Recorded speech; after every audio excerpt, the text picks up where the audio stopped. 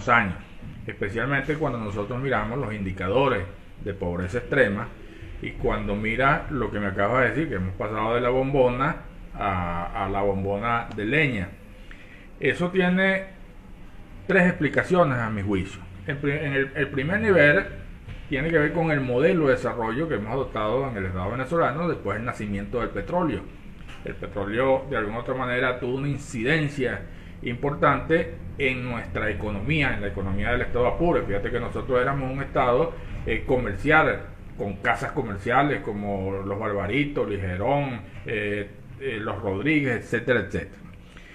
Ese mundo, que era tal vez la época más bollante del Estado Apure, porque nos permitió la articulación internacional con el Caribe por una parte, con Barinas por el otro lado, y con el centro del país por la vía del río Apurito y del río Portuguesa, feneció ya casi en el siglo XIX, pero no nos pudimos recuperar de ese proceso de acelerado de comercio, porque por supuesto el diseño de las políticas públicas nuestras en los últimos 60 años ha estado vinculado a la necesidad de centralizar la toma de decisiones, y el desarrollo ha venido escapándosenos de nuestras manos. Tal vez si nosotros nos preguntamos ¿por qué el Estado Carabobo es más desarrollado que el Estado Apure? ¿O por qué la zona centro-norte costera de Venezuela es más desarrollada que el Estado Apure? Si lo explicamos por la vía que te acabo de decir, llegamos al segundo punto, que es que en el ámbito regional no hemos tenido la posibilidad de articularnos competitivamente al mercado internacional. Por ejemplo, nosotros somos un estado fronterizo, no nos hemos articulado formalmente y comercialmente con nuestros amigos de la frontera para iniciar allí posibilidades de complementación.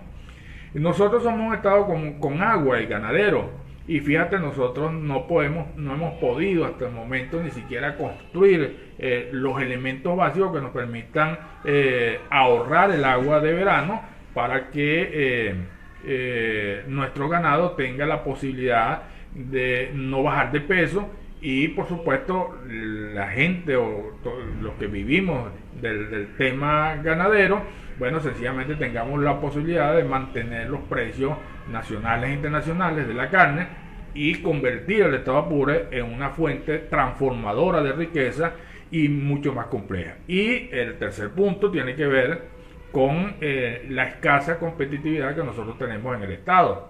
Nosotros no somos competitivos. Por ejemplo, si nosotros vemos el queso, no somos competitivos ni en el mercado local ni en el mercado internacional, porque no hemos agregado valor a ese proceso. Es decir, la producción de queso nuestro es exactamente igual desde la época que llegaron las misiones, y bueno, nos enseñaron a hacer queso y ahí nos quedamos. No hemos podido hacer más complejo la posibilidad del queso, con unas excepciones, por ejemplo, como la aguanota. Influye eso como que más que todo porque se cataloga como un trabajo artesanal. ¿Será por eso que no se impulsa?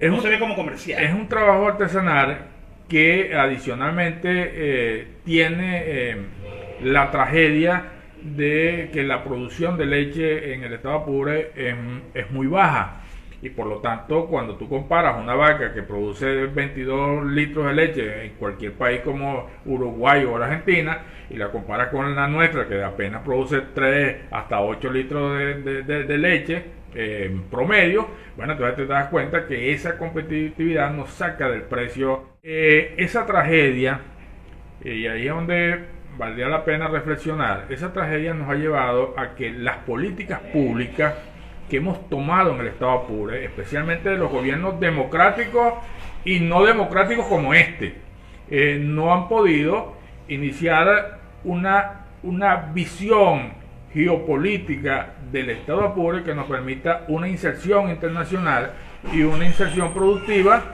en el contexto nacional.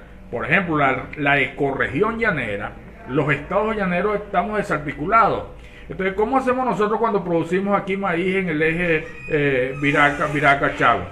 Tenemos que llevar ese frijol ese maíz o cualquier cosa que producimos, lo tenemos que llevar a los hilos de calabozo. Y eso implica un costo de logística. ¿Qué tal si nosotros el elemento logística y de transformación lo hacemos conjuntamente en la zona de la ecorregión de los llanos? ¿Cómo es que a nosotros no se nos puede ocurrir que Barinas es importante para nosotros para salir a mercados como con los colombianos o a la zona occidental del país?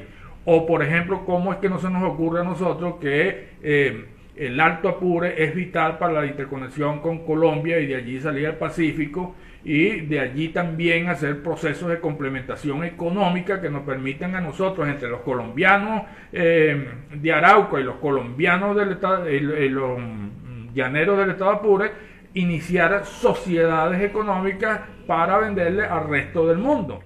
Anteriormente existía ese tratado de comercio, existía ese tipo de vínculo, o las políticas dirigidas a la economía han estado muy pobres. Bueno, ese vínculo ha existido. Es decir, la Comunidad Andina de Naciones fue una realidad. Yo creo que el error más garrafal que hemos cometido de parte del chavismo es haber eliminado la conexión,